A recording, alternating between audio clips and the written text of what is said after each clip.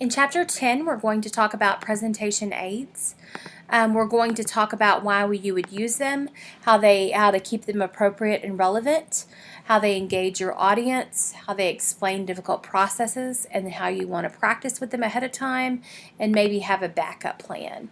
So why you use presentation aids. So presentation aids help connect the audience to the topic. They simplify explanations. They increase audience engagement and the audience's attention. So some principles for integrating presentation aids: prepare them carefully and make sure they meet the goal that you're trying to accomplish. Keep the focus on the speaker. Some mistakes that presenters often make is they kind of consider that the visual aid is for them and not the audience, and the visual aid's primary purpose is for the audience. They are there for the audience to look at. So as the speaker, you shouldn't spend your time with your back turned looking at the visual aid.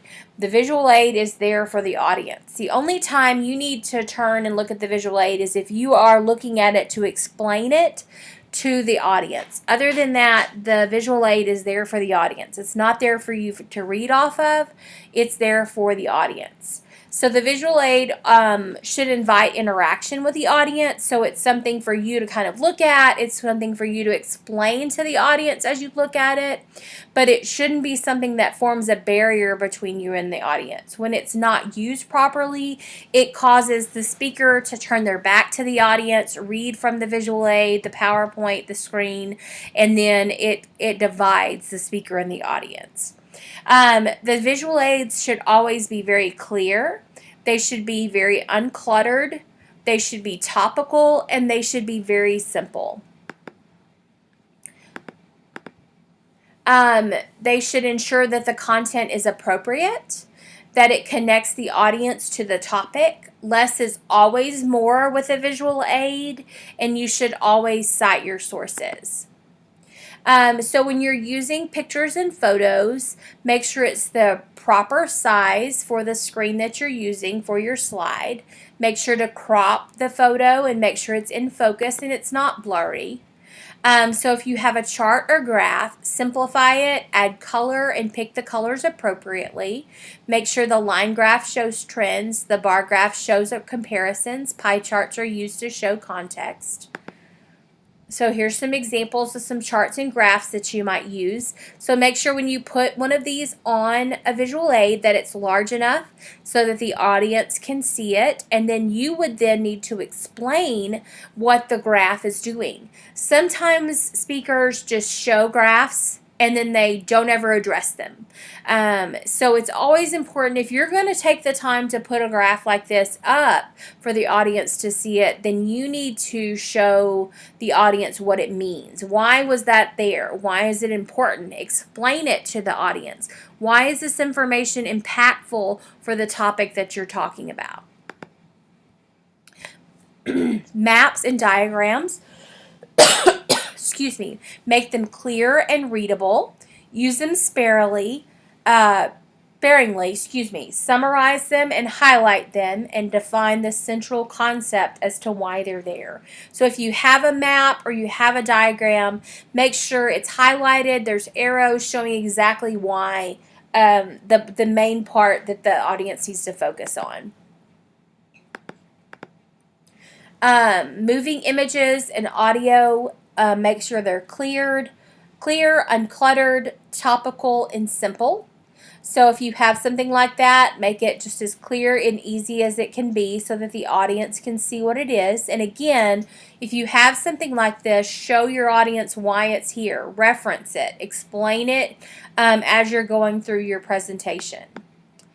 Non-electronic media, as you know, for your speeches in this course, electronic media is required.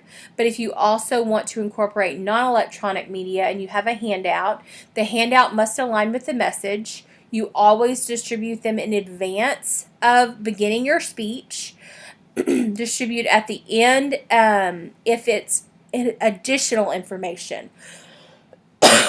If your handouts are information that's additional to what you're going over, you distribute that after you have finished. Otherwise, your audience will be looking through the handout while you speak. If you use a poster or flip chart, make sure to place them central so that your audience can see them easily. Use large, readable text and images. The material must be visually interesting so the audience is interested to see it. And make sure to stay on topic. If you have objects, always avoid any sort of dangerous or offensive or illegal item and make sure to keep it relative. Objects are pretty, it's discouraged because typically any object that you bring, not everyone in the audience is going to be able to see it. I never advise you to pass anything around if you're in a class environment because then that's just distracting and people are focused on that. If you have to do a demonstration speech ever, you don't in this class, then you introduce the object, you give some background, you explain the uniqueness and relevance, you describe the object as part of the process, and then you kind of explain the whole process. So presentation software, I doubt that that's kind of relevant to this. I always think, well, for PowerPoints or Prezis, it is relevant. Make sure that it's slide-based. Make sure that it's very easy to follow. Limit the number of slides.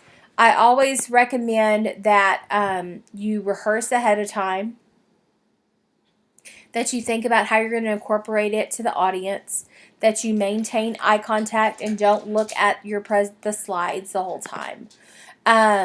Make sure that your slides are simple.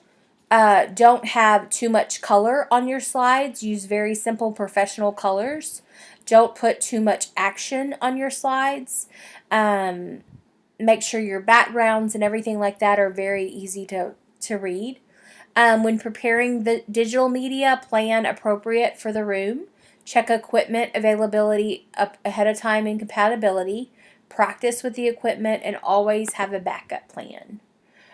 So presentation aids always make complex points simpler. They engage more of the audience's senses, and they demonstrate something very difficult to make it easier to understand. They're also in information under the presentation information tab under the home button. There's some tips for visual aids for you to look over prior to your presentation that can kind of help you with your PowerPoint. Another thing I want to point out is that as you're developing your PowerPoint for your speeches, if you are not addressing a slide, make sure to put a blank slide in between slides. If you have something up on the screen that isn't relevant at that moment, that's where your audience's attention is going to be. So put a blank slide in between slides so that your audience isn't focused on something they shouldn't be focused on. So that's something that's in there, and that's just another note that I wanted to mention about PowerPoint.